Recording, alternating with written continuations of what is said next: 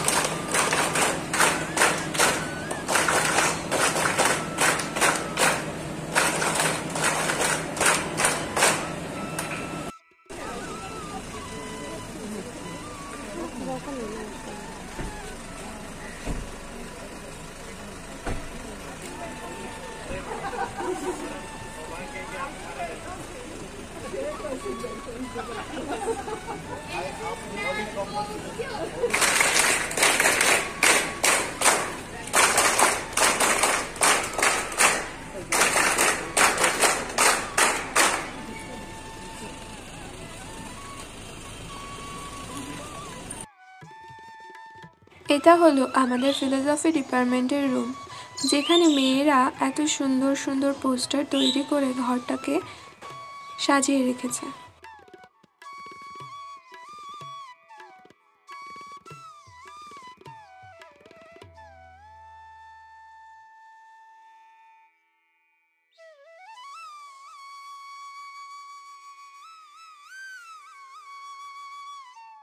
আমার পক্ষে এই ছোট্ট ভিডিওটাতে এইটুকুই দেখানো সম্ভব হলো।